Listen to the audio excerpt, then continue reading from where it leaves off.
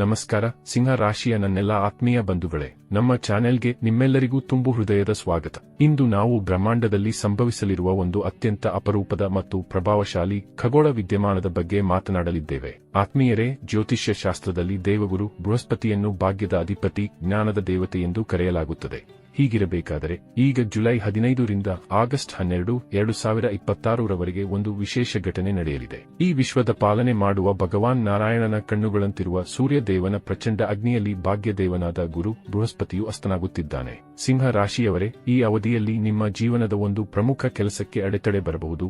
ಆದರೆ ಅದೇ ಸಮಯದಲ್ಲಿ 3 ಕ್ಷೇತ್ರಗಳಲ್ಲಿ ನಿಮಗೆ ಭರ್ಜರಿ ಲಾಭ ಕಾದಿದೆ. ಈ ವಿಶೇಷವಾಗಿರುವ ವಿಡಿಯೋದಲ್ಲಿ ನಾವು ಈ ಗುರು ಅಸ್ತದ ಹಿಂದಿರುವ ವೈಜ್ಞಾನಿಕ ಮತ್ತು ಆಧ್ಯಾತ್ಮಿಕ ಕಾರಣಗಳನ್ನು ತಿಳಿಯೋಣ.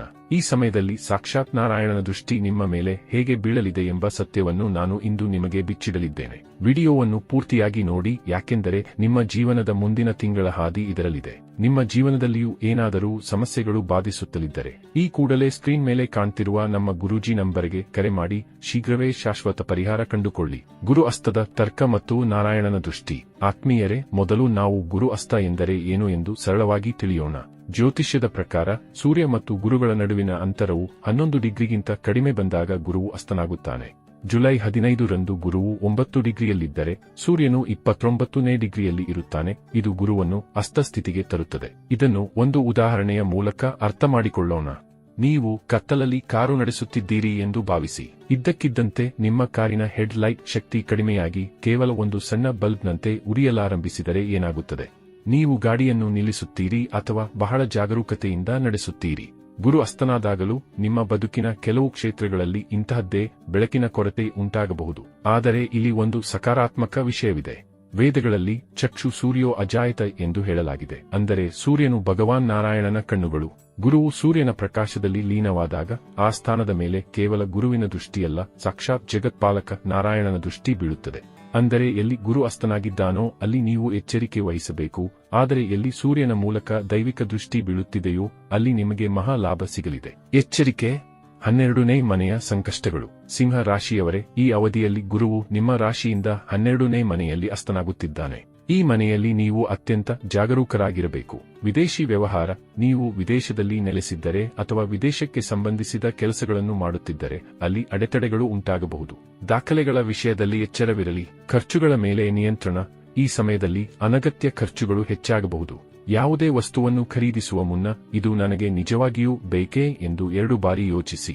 ಇಲ್ಲದಿದ್ದರೆ ಆರ್ಥಿಕ ಒತ್ತಡ ಉಂಟಾಗಬಹುದು.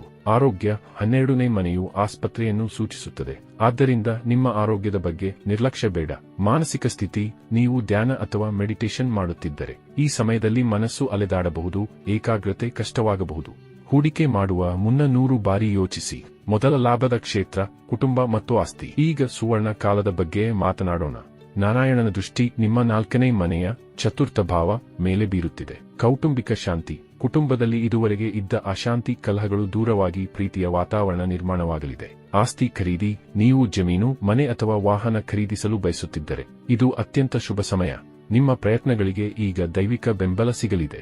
ಮಾನಸಿಕ ಸುಖ: ಬಹಳ ದಿನಗಳಿಂದ ಮನಸ್ಸಿನಲ್ಲಿ ಆತಂಕವಿದ್ದರೆ ಈಗ ಒಂದು ರೀತಿಯ ನೆಮ್ಮದಿ ಮತ್ತು ಶಾಂತಿ ದೊರೆಯಲಿದೆ. 2ನೇ ಲಾಭದ ಕ್ಷೇತ್ರ: ಉದ್ಯೋಗ ಮತ್ತು ಶತ್ರುಜಯ.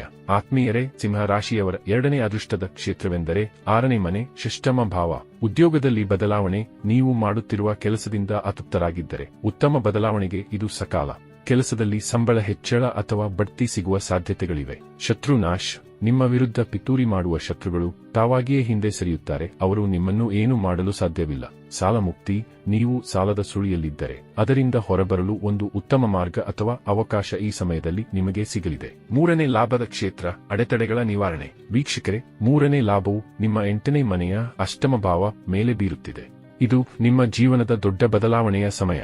ಅಡೆತಡೆಗಳ ಅಂತ್ಯ: ಇಲ್ಲಿಯವರೆಗೆ ನಿಮ್ಮ ಕೆಲಸಗಳಲ್ಲಿ ಬರುತ್ತಿದ್ದ ಅನಿರೀಕ್ಷಿತ ಅಡೆತಡೆಗಳು ದೂರವಾಗಿ ಅದೇ ಅಡೆತಡೆಗಳು ನಿಮಗೆ ಯಶಸ್ಸಿನ ದಾರಿಯಾಗಿ ಬದಲಾಗಲಿವೆ. ಸಂಶೋಧನೆ ಮತ್ತು ಬರಹ: ನೀವು ಸಂಶೋಧಕರು, ಬರಹಗಾರರು ಅಥವಾ ಜ್ಯೋತಿಷ್ಯದಂತಹ ಗುಪ್ತ ವಿದ್ಯೆಗಳಲ್ಲಿ ಆಸಕ್ತಿ ಹೊಂದಿದ್ದರೆ ಈ ಸಮಯದಲ್ಲಿ ನಿಮಗೆ ಅಸಾಧಾರಣ ಜ್ಞಾನ ಮತ್ತು ಯಶಸ್ಸು ಲಭಿಸಲಿದೆ. ಬದಲಾವಣೆಯ ಗಾಳಿ: ನಿಮ್ಮ ಜೀವನದಲ್ಲಿ ಒಂದು ದೊಡ್ಡ ಸಕಾರಾತ್ಮಕ ಬದಲಾವಣೆ ಬರಲಿದೆ. ನಾರಾಯಣನ ಮೇಲೆ ನಂಬಿಕೆ ಇಡಿ. ವಿಶ್ವಾಸಂ ಫಲದಾಯಕಂ. ದೈವಿಕ ಪರಿಹಾರಗಳು. ಬಂಧುಗಳೇ, ಈ ಅವಧಿಯನ್ನು ಮಂಗಳಮಯವಾಗಿಸಿಕೊಳ್ಳಲು ಈ ಸರಳ ಪರಿಹಾರಗಳನ್ನು ಪಾಲಿಸಿ. ಮಂತ್ರ ಜಪ. ಪ್ರತಿದಿನ ಬೆಳಿಗ್ಗೆ ಎದ್ದು ಓಂ ನಮೋ ಭಗವತೆ ವಾಸುದೇವಾಯ ಮಂತ್ರವನ್ನು ಪಠಿಸಿ. ನಿಮ್ಮ ಇಷ್ಟ ದೈವದ ಸ್ಮರಣೆ ಮಾಡಿ. ಗೌ ಸೇವೆ. ಬುಧವಾರ ರಾತ್ರಿ ಕಡಲೆಬೇಳೆಯನ್ನು ನೆನೆಸಿಡಿ ಮತ್ತು ಗುರುವಾರ ಬೆಳಿಗ್ಗೆ ಅದನ್ನು ಗೋಮಾತೆಗೆ ತಿನ್ನಿಸಿ. ಇದರಿಂದ ಗುರುವಿನ ನಕಾರಾತ್ಮಕತೆ ದೂರವಾಗುತ್ತದೆ. ದಾನ. ಹಳದಿ ಬಣ್ಣದ ಬಟ್ಟೆಗಳು ಅಥವಾ ಹಳದಿ ವಸ್ತುಗಳನ್ನು ಬ್ರಾಹ್ಮಣರಿಗೆ ಅಥವಾ ಸಂತರಿಗೆ ದಾನ ಮಾಡಿ ಅವರ ಆಶೀರ್ವಾದ ಪಡೆಯಿರಿ. ಬಂಧುಗಳೇ, ಇದಾಗಿತ್ತು ಅಸ್ತ ಗುರುವಿನ ವಿಶೇಷ ಪ್ರಭಾವಗಳು ಸಿಂಹ ರಾಶಿಯ ಜಾತಕದವರ ಪಾಲಿಗೆ ಹೇಗೆ ಸಾಬೀತಾಗಲಿವೆ ಅನ್ನೋದರ ಸಂಪೂರ್ಣ ಮಾಹಿತಿ.